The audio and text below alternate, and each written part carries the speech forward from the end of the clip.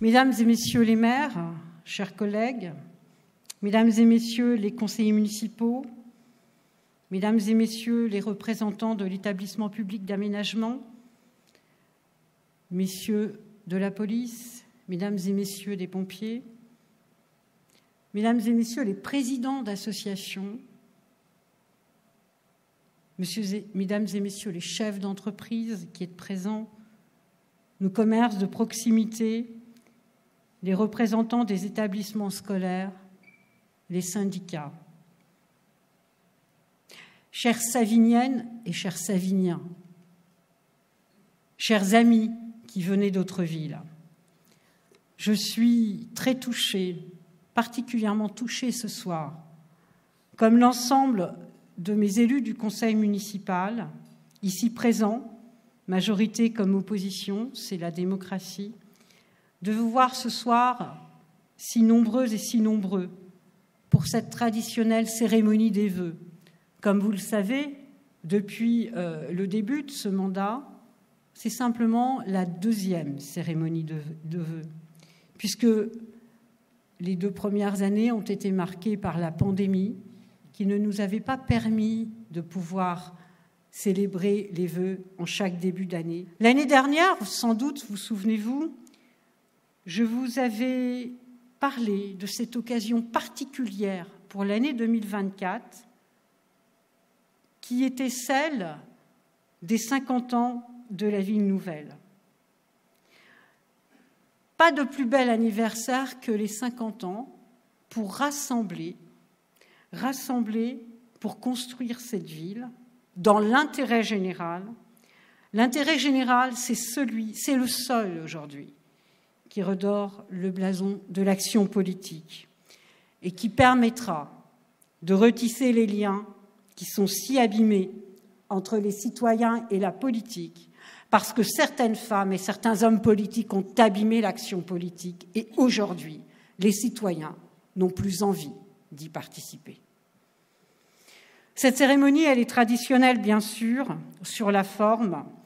Et je voudrais en profiter, et c'est un peu particulier, je voudrais que vous applaudissiez tous ceux qui se sont donné du mal pour préparer cette cérémonie des vœux.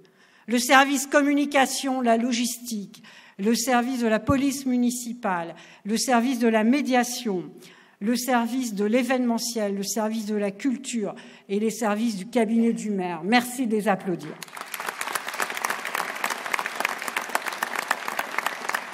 Merci de les applaudir parce que depuis le mois d'août, ils me parlent des 50 ans de la ville nouvelle et de la cérémonie des vœux de ce soir. Alors c'est une occasion unique de se rappeler que nous, Saviniennes et Saviniens, Sénartaises et Sénartais, nous vivons dans une ville qui est un laboratoire politique, un laboratoire de l'urbain, et peut-être demain, si nous le voulons ensemble, un laboratoire pour faire de la politique autrement. Parce que si nous continuons comme ça, mesdames et messieurs, nous allons dans le mur et notre démocratie ne sera plus qu'un lointain souvenir. Et oui, il y a 50 ans, les premiers habitants de la ville nouvelle emménageaient dans la résidence des îles, en face du château de la Grange. Il y en a un certain nombre qui sont là ce soir, qui m'ont dit s'être déplacés malgré le froid. Et je les vois. Des visages que j'ai connus quand j'étais légèrement plus jeune, n'est-ce pas ? Celles et ceux qui s'appelaient fièrement les pionniers et qui sont arrivés d'ici et là pour poser leurs bagages à Savigny-le-Temple, sans forcément savoir qu'ils allaient y atterrir. Et l'État avait décidé de construire cette 5e ville nouvelle, la dernière ville nouvelle de cette époque, celle de Sénart, qui compte aujourd'hui plus de 130 000 habitants, et dont un quart, monsieur le maire de Lieusaint, habite à Savigny-le-Temple, qui est donc la plus grande ville de Sénart, et je pense qu'on peut applaudir cette ville, parce qu'elle Elle est emblématique et j'aurai l'occasion d'y revenir. Vous me direz, c'est facile, j'en suis le maire, donc j'en suis fière. Il me semblait très important, avant de pouvoir parler des 50 ans et de ce que nous allons faire pendant toute l'année, de revenir quand même sur 2023. Le principe dans une cérémonie des vœux, c'est celui-ci. On parle de l'année qui vient de s'écouler, on espère le meilleur pour l'année qui va arriver. Et j'aurai l'occasion d'y revenir, parce que je crois très sincèrement que si ensemble nous avons envie de cultiver le bonheur, nous allons peut-être y arriver en 2024, puisqu'en 2023, nous avons été moins bons. Quand on est moins bon, on a toujours l'espoir d'être meilleur l'année d'après. Alors bien sûr, si l'on regarde au premier abord notre époque, elle pourrait paraître peu propice aux réjouissances, aux célébrations gaies des anniversaires et du temps qui passe. On a souvent peur, vous savez, du temps qui passe, mais il ne faut pas, car le temps qui passe, c'est l'expérience de la vie que nous avons et que nous pouvons transmettre aux plus jeunes. Et dans une ville comme Savigny-le-Temple, c'est essentiel. Alors l'année 2023, comme celles qui l'ont précédée, a été marquée par son lot de difficultés, de crises, et même, nous devons le dire, d'horreur. D'horreur où finalement la vie n'a plus que le prix du sang. La vie n'a plus de valeur aujourd'hui. C'est le prix du sang, point. Une année où les enfants n'ont à peine pas appris à marcher qu'ils sont déjà victimes de la folie des hommes. Et je ne sais pas s'il y a une égalité femmes-hommes, mais en tout cas, dans la folie meurtrière et dans la folie de la guerre, je crois quand même que les hommes ont quelques pas d'avance sur les femmes. Et ça, c'est terrible. Sur le plan international, notre monde fait face à des bouleversements majeurs. Sans doute les plus importants depuis la Seconde Guerre mondiale. De l'Ukraine à la Palestine et en Israël, de véritables conflits armés d'une intensité inouïe nous rappellent à nous, Européens, bercés par l'idéal de paix, la réalité immonde de la guerre, la réalité immonde de ces cortèges de malheur. Partout dans le monde, en Équateur aussi, en Corée, à Taïwan, dans le Caucase, en Afrique subsaharienne, partout les tensions augmentent. Et les hommes sont à la base de cette folie. Les hommes sont à la base de cette folie. Ils ne construisent pas pour leurs enfants, ils détruisent avant même que les enfants naissent. Et je n'oublie bien sûr pas les terribles catastrophes naturelles qui ont frappé des pays comme le Maroc, la Tunisie, la Turquie, des pays aux économies déjà si fragilisées par la situation internationale. Mais des catastrophes naturelles qui ont aussi frappé notre pays, comme les récentes tempêtes et inondations, où en quelques instants, et c'est cela qui doit nous rendre humbles, en quelques instants, on peut tout perdre. On perd en quelques secondes, en quelques minutes, le travail de toute une vie. Toutes ces catastrophes initiées par l'homme ou par les éléments sont synonymes de destruction matérielle, certes, mais de destruction de vie humaine aussi, de précieuses vies qui ne demandaient qu'à s'épanouir. L'an dernier, je le disais devant vous, 2022 avait été une année particulièrement chaude. 2023 l'a surpassée, avec des records de température, avec l'aggravation de la sécheresse. Le réchauffement climatique est désormais une réalité. Ça n'est pas une vue de l'esprit, comme veulent le dire certains. Elle modifie, et on le voit en ce moment, le monde agricole aussi, qui se questionne, qui s'inquiète. Et sur des terres sénémarnaises comme les nôtres, nous devons accompagner. Ces crises liées aux éléments naturels, elles sont angoissantes. Ces phénomènes climatiques sont angoissants. Ces guerres sont angoissantes. Et elles pourraient faire perdre confiance aux plus jeunes. Et notre rôle, à nous les adultes, ce que nous ne savons pas toujours faire, c'est de donner confiance aux plus jeunes. Or, par nos attitudes, y compris dans les plus hautes sphères de l'État, nous ne sommes qu'en perte de confiance vis-à-vis d'eux. Et puis à cela, et nous devons en parler, s'ajoute l'inflation. Une inflation qui pèse tellement sur le portefeuille des ménages, des entreprises, mais aussi des collectivités territoriales. Imaginez-vous, c'est plus cher pour chauffer votre maison ou votre appartement. Pour nous, c'est plus cher pour chauffer tous nos équipements publics. Et ils sont nombreux. 20% d'inflation en 2 ans. 20% d'inflation en 2 ans. Et tout le monde sait aujourd'hui que nous ne reviendrons pas à la vie d'avant. Alors aujourd'hui, il faut choisir entre se nourrir et se chauffer. Bien, mesdames et messieurs, ça n'est pas digne, absolument pas digne d'un pays développé comme le nôtre. Alors ici, solennellement ce soir, j'en appelle au président Macron à revoir ce qu'il a dit mardi sur l'électricité. Certes, elle est moins chère qu'en Allemagne. Certes, il y a eu le bouclier tarifaire. Et pour autant, ne doit-il pas être fait un geste envers les ménages qui ont eu à subir cette inflation si importante?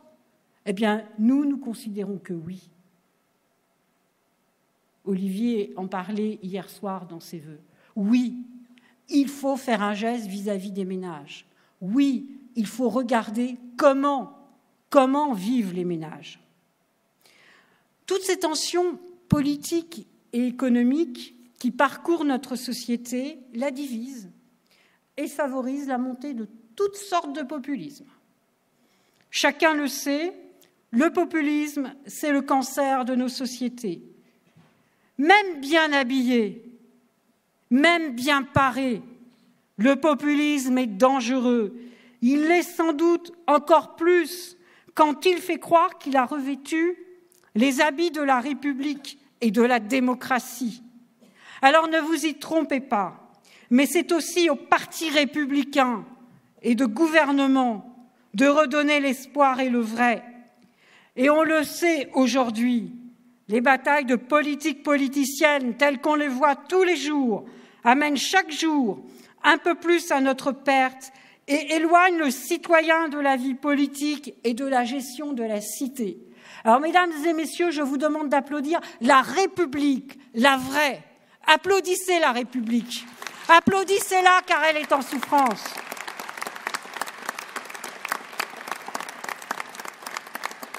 En tant que maire, chaque jour vous me le dites, encore là tout à l'heure quand je vous ai accueilli. Nous le remontons au niveau de l'État, au niveau des responsables politiques. Mais nous, maires, les hussards de la République, les derniers hussards de la République, on nous écoute peut-être d'une oreille, voire pas. Au mieux, on nous dédaigne. Au mieux, on nous dédaigne. Et je suis inquiète, comme beaucoup d'entre vous ici, de voir combien nos gouvernants, certains élus, semblent toujours plus éloignés des préoccupations des Françaises et des Français. Je vous parlais de l'électricité tout à l'heure, mais j'aurais pu vous parler de la réforme des retraites et des métiers difficiles. J'aurais pu vous parler aussi du mépris des calculs de l'État sur la politique de la ville.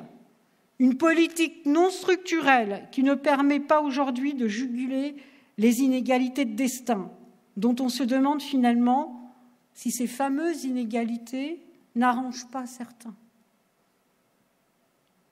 Les maires, eux, sont au charbon chaque jour. Ils sont à portée de baffe tous les jours.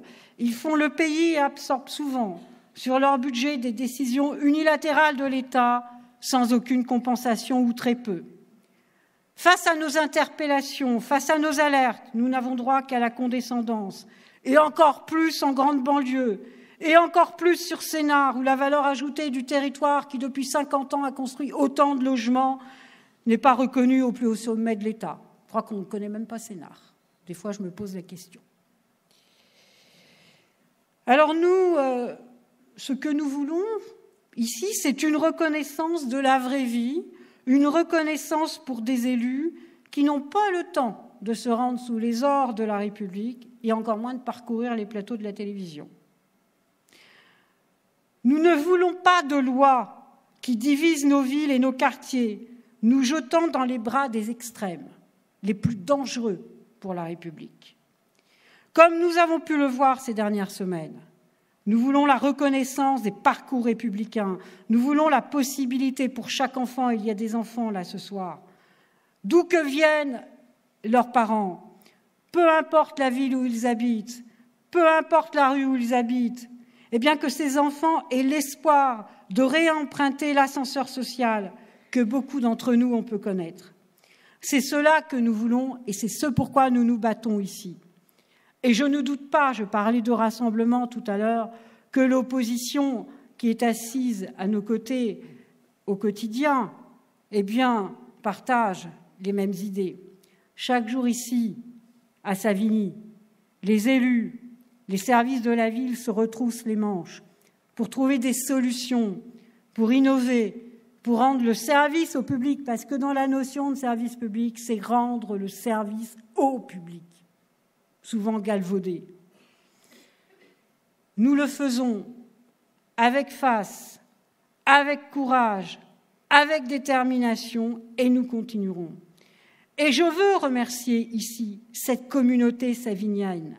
Un exemple ces derniers jours, et vous l'avez vu, les services techniques, 7 jours sur 7, étaient sur le pont à toutes les heures de la nuit, malgré le froid, pour dégager les voies de circulation, pour qu'à 5 heures du matin, les bus puissent passer, pour que vous puissiez marcher sur les trottoirs, pour que vous... D'ailleurs, je précise au passage que chaque habitant doit dessaler devant son trottoir. Parce que des fois, on dit, c'est pas enlevé devant chez moi. C'est normal. C'est à chaque habitant de le faire. Non, je précise, parce que des fois... Et puis, il y a toutes celles et tous ceux que vous ne voyez pas, dont un certain nombre est là ce soir, qui sont dans les différents services de la ville et qui travaillent pour servir le public. Je vous demande d'applaudir les employés communaux de la ville de Savigny-le-Temple.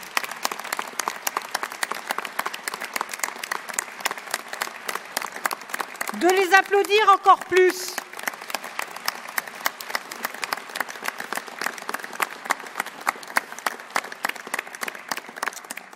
Parce qu'ils font parfois l'objet de récriminations injustes sur les réseaux sociaux. Alors, on peut galvauder les fonctionnaires, c'est trop facile. Et puis d'ailleurs, c'est facile d'être derrière un clavier d'ordinateur ou de téléphone, d'être bien au chaud, de critiquer, d'invectiver, et d'un coup les employés communaux, et de l'autre coup le maire, parfois de donner son adresse. Mais ça, c'est dramatique. Alors on entend le président reprocher aux jeunes d'être sur les réseaux sociaux de trop. Pas sûr que ceux qui invectivent les employés communaux ne soient que des jeunes. Mais peut-être faut-il aussi déjà s'interroger sur le comportement des adultes, y compris ceux qui sont en responsabilité et qui ont le X facile, puisqu'aujourd'hui, on ne dit plus de tweet, mais on dit X. Quel exemple donnons-nous ? Et puis pour les communes, l'année a été difficile aussi financièrement, parce que nous prenons en charge souvent beaucoup de missions qui ne sont pas dans les compétences des communes, mais parce que nous n'avons pas le choix. Et puis parce que aussi, eh bien, nous devons faire face à de nouvelles demandes systématiquement, et notamment en matière sociale, depuis 2 ans, en matière d'accompagnement des seniors et des populations, nous devons faire beaucoup. Et pourtant, Et pourtant, nous avons tout fait pour rationaliser nos services, pour optimiser nos dépenses. Et cette année encore, depuis 2009, nous n'augmenterons pas la part communale de la taxe foncière. Je parle bien de la part communale. Et depuis 2009, nous n'avons pas touché à la part communale de la taxe foncière. Et cette année encore, les services n'augmenteront que de la part de l'inflation. Il n'y aura pas d'autre type d'augmentation. Alors, c'est un vrai exercice d'équilibriste. Eh bien, je voudrais remercier la directrice générale des services que j'ai vue tout à l'heure, qui, avec toutes ses équipes, a tout fait pour que cette année, nous puissions quand même dégager un excédent qui soit acceptable, sans pour autant augmenter la part communale des taux d'imposition.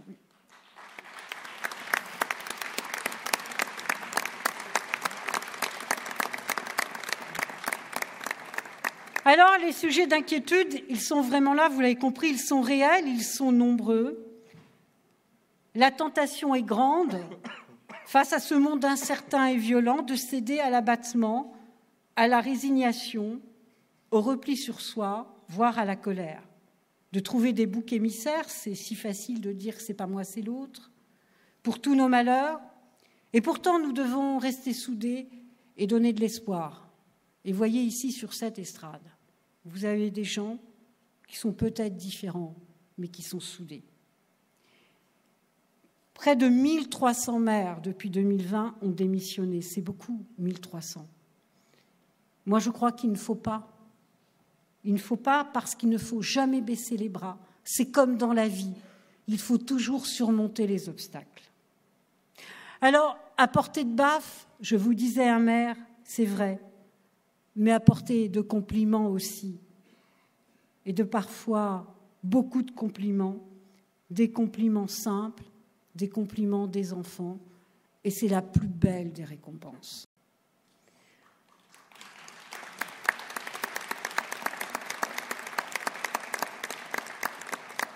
La résignation, la colère, la peur, le repli sur soi, ce ne sont que de mauvais sentiments qui nous empêchent d'aller de l'avant. C'est pourquoi nous devons penser à embrayer sur l'année 2024 avec la volonté que cela aille mieux. Et je sais que je peux compter sur votre mobilisation, celle des Saviniennes et des Saviniens. Cette ville si particulière. Alors, cette ville, elle peut compter sur ses habitants, elle peut compter sur la communauté éducative, sur le tissu associatif, sur les employés communaux, sur les habitants que vous êtes, sur les élus qui sont à mes côtés. Nous pouvons y compter. Nous pouvons compter sur notre député, nous pouvons compter sur le président de l'agglomération, nous pouvons compter sur l'investissement sans faille de notre conseiller régional, compter sur notre sénateur, compter sur tous ceux qui nous accompagnent. Et il y aura des raisons de s'enthousiasmer en 2024 parce que la vie, elle est en vérité belle. C'est la manière dont on l'aborde qui fait que parfois elle peut être difficile. Nous n'avons jamais dit que les choses étaient simples. Alors, face aux émeutes, nous avons agi pour retrouver la paix en complément de la nécessaire réponse judiciaire de l'État. Avec l'ouverture de lieux pour la jeunesse le soir, des séjours ici et là pour nos jeunes, la mobilisation de nos centres sociaux, la mobilisation de nos structures jeunes. Nous renforçons notre pôle de proximité et de sécurité. D'un côté, avec le service de la médiation qui continue de travailler à apaiser les situations. De l'autre, nous développons notre police municipale qui aujourd'hui et depuis 2 ans est armée. Ses missions sont renforcées et la vidéoprotection, c'est bientôt entre 70 et 90 caméras sur la ville de Savigny-le-Temple.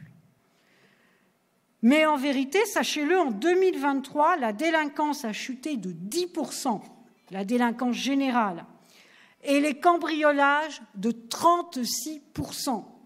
Et c'est une discussion que nous avions eue, commissaire, pendant l'été d'avant. Et nous y sommes arrivés. Donc vous voyez, c'est possible. Et Savigny-le-Temple n'est pas cette ville que l'on veut dire, où l'on parle toujours de la délinquance à Savigny. Bien évidemment, zéro délinquance dans une ville, ça n'est pas possible. Mais dire que la délinquance augmente à Savigny, je suis désolée, c'est faux. Et c'est les chiffres de la police nationale qui le prouvent. Ce n'est pas les miens, c'est ceux de la police nationale, je précise. Alors voyez-vous, nous sommes prêts à faire face à tous ces défis, au défi de la transition écologique. Et nous allons rénover nos 11 groupes scolaires, continuer. C'est un défi immense. En 2023, nous avons pu finir la rénovation d'un des premiers groupes scolaires de la ville, le groupe scolaire des Ormes. Engager des travaux d'été à l'école Sidonie-Talabo au Bourg, commencer nos îlots de fraîcheur dans plusieurs cours, et nous allons continuer. Nous avons fini de doter toutes nos classes d'élémentaire de tableaux numériques, plus de 800 000 € d'investissement, très accompagnés par l'État sur ce sujet-là, monsieur le secrétaire général à la préfecture, je dois le dire. Avec l'avancée à grands pas du TZN, notre ville émerge vers une autre histoire. Vous avez pu le voir en entrant, l'esplanade sera terminée à la fin du mois de juin. La gare routière sera terminée à la fin du mois de juin. Et je remercie vraiment l'ensemble des Savigniens, des familles et leurs enfants, les lycéens aussi, et les collégiens qui ont eu 2 années un peu complexes pour aborder la gare et le centre-ville. Et le TZN, alors là aussi j'ai vu des choses, le TZN, ça ne sert à rien. Derrière moi, ma voiture, tout seul, bien sûr, si je raisonne comme ça ne sert à rien. Mais tout le monde n'a pas une voiture, on parle de réchauffement climatique et on a besoin d'utiliser moins les énergies fossiles et on a besoin de transport collectif. Et le TZN en est un, avec, lorsqu'il sera mis en place, lorsqu'il aura bien abordé Melun, et c'est en cours, toutes les 7 minutes tout de même, jusqu'à 23h le soir, et à partir de 5h le matin. Ça n'est pas rien, ça n'est pas rien. Et c'est un axe qui va permettre de mieux retravailler la couture urbaine de notre ville et de la moderniser. Alors oui, nous continuons de moderniser notre ville, de la transformer. Ici, vous êtes en quartier de rénovation urbaine. Dans ce quartier, il fallait agir, il fallait travailler. Alors là aussi, j'ai vu, en fait, avant, c'était pas bien. Et j'ai vu des gens dire « Ah ben, ça va pas être bien ». Alors écoutez, si c'est pas bien avant et si c'est moins bien après, à un moment, moi, je sais plus faire. En fait, ça va être mieux. En plus, on a un très beau revêtement qui ressemble presque à celui de la place Masséna à Nice. Excusez-nous du peu quand même. Alors, nous réinventons notre centre-ville, et c'est l'objet de la décennie à venir. Savigny, vous le savez, c'est aussi une ville solidaire. L'année 2023 nous aura vu aussi, pour accompagner la hausse de l'inflation, proposer aux familles un kit de rentrée scolaire pour toutes les classes d'élémentaire. Les enfants du CP au CM2 ont été dotés de fournitures scolaires et ça continuera en 2024. Ouvrir une nouvelle crèche Rosa Parks en centre-ville qui correspond mieux aux usages d'aujourd'hui. Un nouveau centre social qui va être inauguré d'ici quelques jours. Un nouveau terrain synthétique qui a vu le jour au début du mois de septembre, à 7 mois des JO. Et une ville festive, avec le succès ici même, dans cette fabuleuse salle du millénaire, du roller disco en décembre, et qui a très très bien fonctionné, qui correspond mieux aux usages d'écologie que la patinoire. Alors vous voyez, à Savigny, nous refusons la morosité. Nous continuons à croire en l'avenir. Nous continuons à croire en l'avenir pour nos enfants et notre jeunesse, tout en respectant nos aînés. On a une résidence intergénérationnelle qui est arrivée en centre-ville. Et on a, vous voyez, parce que pour les aînés, souvent supporter un pavillon seul, ça devient compliqué. Donc pouvoir trouver d'autres modes de vie, c'est bien aussi. Et puis on a eu le marché de Noël à la ferme du Couleuvrin qui sera reconduit en 2024 et qui a accueilli plus de 5000 visiteurs. 5000 visiteurs sur les 2 jours. Vous le voyez, pour 2024, plein de belles choses nous attendent. D'ailleurs, c'est l'année des Jeux Olympiques. Alors, plutôt que de parler des 100 ans, nous allons parler des 50 ans de la ville. 50 ans, c'est un bel âge. Souvent, beaucoup de femmes ont peur d'avoir 50 ans. Moi qui en ai bien plus, bah si, quand même. Bah, bien sûr, je suis arrivée à 8 ans il y a 50 ans. Faites le calcul. 50 ans, c'est un bel âge. Et vous savez, ce qui est assez extraordinaire, et Alain Vivien qui était là à la création de cette ville nouvelle, et j'ai une pensée émue pour Jean-Louis Mouton, qui a été maire pendant si longtemps dans notre ville. D'ailleurs, je vous propose que vous l'applaudissiez.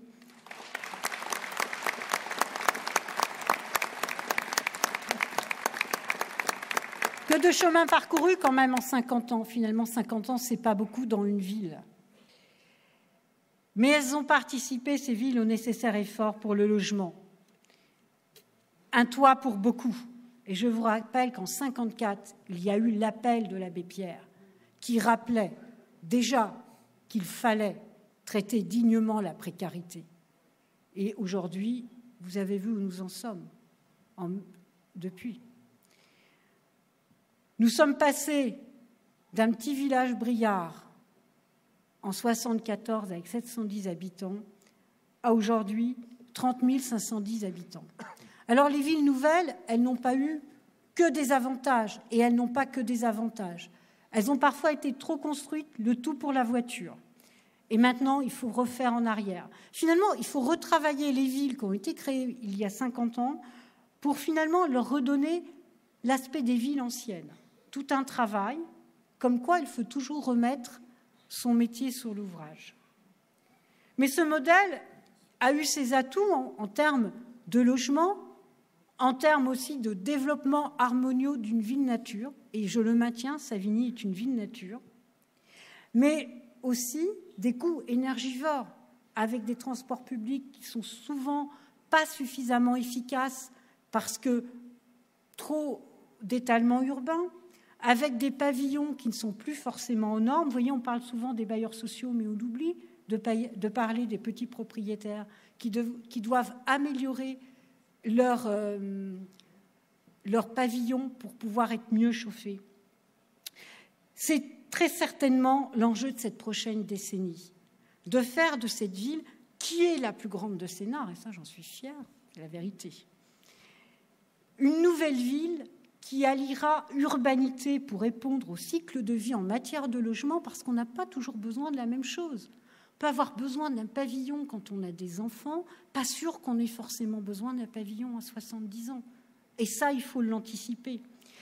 Éviter les déplacements continuels. Il y avait un article ce matin sur le Parisien très intéressant qui expliquait combien nous devons encore améliorer ce rapport emploi-habitat.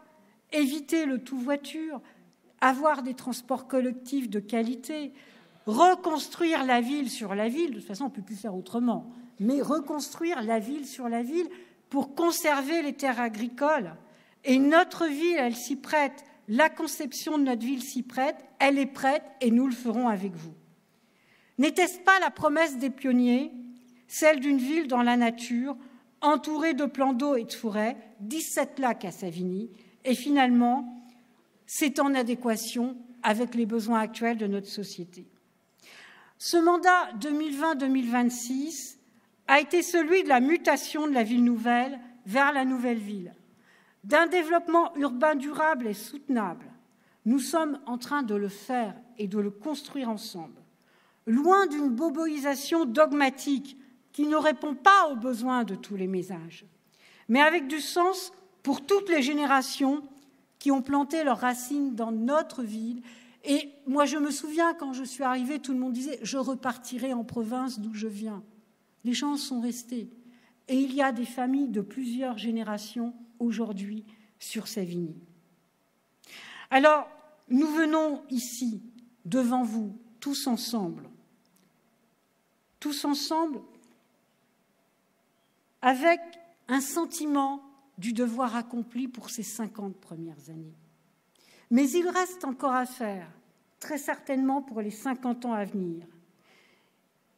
Cette ville n'est pas parfaite, mais la perfection existe-t-elle?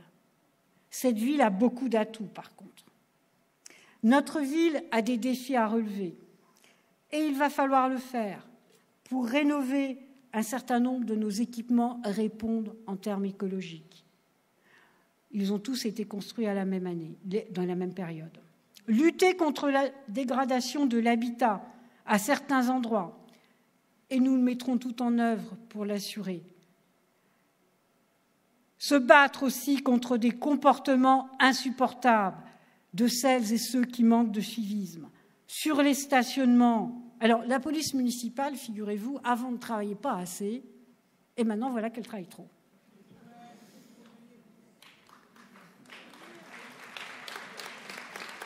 Alors là non plus, je ne sais pas faire. Mais vous savez, le civisme, c'est aussi une petite histoire. Il y a le service cadre de vie qui n'est pas très loin là. Il y avait quand même 2 dates pour déposer ces sapins par GPS. Eh bien, entre lundi et mardi de la rentrée scolaire, c'est plus de 100 sapins que nous avons trouvés sur les trottoirs et dans les rues de Savigny parce que les gens n'ont pas voulu attendre le jeudi d'après. Alors le civisme, il commence aussi à la porte de chez soi. Et ça n'est pas toujours la faute des services, ça n'est pas toujours la faute du maire, parce que je vous rassure, je ne me lève pas la nuit, je fais autre chose pour mettre des sapins à se promener dans la ville de Savigny-le-Temple, ni des poubelles. Donc, chacun doit se prendre en charge. Et quand je regarde dans le rétroviseur, évidemment, j'ai un brin de nostalgie, parce que j'ai connu cette ville et j'ai grandi avec elle. Et je voudrais que nos enfants, nos petits-enfants ici, puissent, à partir de maintenant, grandir en quiétude dans cette ville, en y étant heureux, en y étant autant heureux que lorsque nous étions petits et nous jouions à ce moment-là dans des cabanes en rondins autour de la bulle que nous conserverons, parce que c'est emblématique. Vous savez que les premiers permis de construire de la ville nouvelle de Savigny se sont signés à la bulle, dans le quartier de Plessis-le-Roi, premier quartier de la ville de Sénart. Alors un anniversaire, vous le comprenez, pour aller de l'avant. Profitez de cette année pour regarder vers l'avenir, pour commencer à tisser avec vous un nouveau contrat social entre nous. S'interroger désormais sur le Savigny du XXIe siècle. Vous l'avez compris, c'est comment renforcer le lien entre nos différents quartiers, comment améliorer les liens intergénérationnels, comment donner de l'élan à notre jeunesse, continuer de lui en donner et lui donner confiance et ne pas avoir peur des jeunes, les accompagner. Accompagner les cycles de vie, accompagner le vieillissement de la population. Comment faire face au réchauffement climatique et aux besoins de mobilité des habitants? Comment continuer d'améliorer notre cadre de vie et la sécurité? C'est surtout ces sujets majeurs que je vous propose de réfléchir aujourd'hui ensemble, habitantes et habitants, élus, services, à l'occasion des 50 ans de la ville. Sans oublier, bien sûr, de travailler à la modernisation de cette ville. D'abord en 2024, avec des travaux dans nos écoles, la passerelle du CD50 qui va être restaurée, et elle en a bien besoin, la modernisation de la place Sidonie-Talabot au Bourg, en partenariat avec les habitants. À côté du domaine, le devenir et l'EPA est présent, des locaux de l'EPA pour en faire un pôle d'attractivité économique et touristique. D'ailleurs, nous aurons sûrement besoin, Madame la vice-présidente du département sur ce sujet-là, qui est très accompagnant sur le tourisme. C'est noté, c'est parfait. Non, c'est le principe, Monsieur le secrétaire général, c'est le principe de la synergie des différentes collectivités territoriales et de l'État. Et nous avons besoin de vous tous, vous le savez très bien. Et puis aussi, la ZAC de Loré-du-Bois, qui a retrouvé un repreneur, vous savez, celle qui est juste avant Auchan, cette partie savignienne et pas cessonnaise. Eh bien, cette partie a trouvé un repreneur qui va permettre de générer une meilleure attractivité et de soigner cette entrée de ville. Et puis, c'est l'ouverture, d'ici peu de temps, des ailes déployées dans la partie médico-sociale. C'est un hôpital en zone d'activité, c'est un hôpital pour accompagner les soins de santé mentale. Et nous avons vu combien ces dernières années, la santé mentale était un enjeu qu'il fallait traiter. C'est aussi l'arrivée d'une ferme pédagogique au domaine de la grange, la Prévôté, pour tous les enfants de la ville et des villes alentours. Alors, nous allons continuer aussi à travailler sur cette partie d'alimentation et d'agriculture urbaine, parce que la précarité alimentaire, c'est un enjeu de notre société. Et il n'est pas normal aujourd'hui que le bien manger puisse être réservé à une certaine classe sociale et pas à tout le monde. Et ça n'est pas normal. Cela pose aussi, vous le savez, des problèmes en matière de santé publique. Alors, pour nos 50 ans, puisque nous allons les fêter tout au long de l'année 2024, c'est un programme à la fois festif et studieux. Festif d'abord, qui sera centré sur l'été avec un carnaval de la ville, une grande exposition de photos participatives d'anniversaire. D'ailleurs, pour les pionniers, si vous avez des photos, il faudra qu'on puisse les regarder. Et puis, c'est aussi très certainement une fête au Carré Sénart, Monsieur Bisson, qui sera organisée pour tous les Sénartais, le Carré étant un lieu emblématique. Et puis, renforcer ces 50 ans, cet anniversaire, pour faire de la ville nouvelle, et c'était le mot même de notre carte vœux, de faire de la ville nouvelle une nouvelle ville. Vous y participerez, je suis sûre, très nombreux, afin de tracer le chemin des possibles pour Savigny, celui de demain et celui d'après-demain. Nous avons la base est bonne, et il faut continuer de l'enrichir. Alors je sais toutes les menaces extérieures, je sais toutes les inquiétudes, mais pour autant, jamais nous ne devons tomber dans le fatalisme. Nous devons donner envie, et c'est l'enjeu des villes nouvelles. Nous devons donner envie que notre ville de Séville-Temple soit le laboratoire de la République, un laboratoire républicain, loin des envolées lyriques, mais dans les actes. Notre destin est entre nos mains et nous le porterons ensemble. Nous ferons rayonner notre ville ensemble. Nous ne partons pas de rien et nous ferons encore mieux pour répondre au-delà de ces propos, répondre tout simplement aux besoins d'enthousiasme de la vie, aux besoins d'enthousiasme de nos enfants, aux besoins d'enthousiasme de nos jeunes, à la beauté de vieillir avec enthousiasme, à la volonté de construire sa vie et son parcours avec enthousiasme. Vous le voyez, la période des vœux, c'est une période où on doit se souhaiter d'être heureux. Mais souvent, on se le dit entre nous sans se connaître. On dit « je te souhaite bonne année, bonne santé ». Cela paraît très galvaudé. Mais c'est ensemble que l'on peut construire ces bonheurs de la vie. Alors, je terminerai par 2 citations, parce que j'en ai terminé quand même, parce que je pense que j'ai été beaucoup trop longue. Mais j'aurais pu vous dire encore plein de choses. J'avais pensé à plein de choses, mais j'en ai déjà dit beaucoup. Mais je voudrais terminer par deux moments emblématiques. D'abord, par une phrase de James Freeman Clarke, un pasteur abolitionniste et féministe des États-Unis. Un politicien pense à la prochaine élection. Et ça, on a un panel assez intéressant. L'homme d'État, lui, pense à la prochaine génération.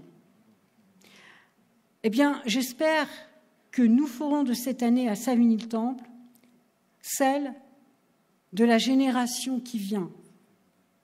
Et je vous le dis, c'est la femme mère que je suis qui pense avant tout à la prochaine génération et qui pense aussi à ce qu'elle a dû donner et ce qu'elle a dû perdre pour que d'autres générations puissent construire leur vie. Mais aujourd'hui, la vie m'a récompensée et c'est l'essentiel. Faisons de notre ville la ville de la génération. Et puis, dans cette année olympique, faisons pour notre ville, faisons nôtre la devise olympique pour Savigny-le-Temple. Une ville qui a tellement permis à de magnifiques champions et de magnifiques championnes d'éclore. Sitius, Altius, Fortius, plus haut, plus vite, plus fort pour Savigny.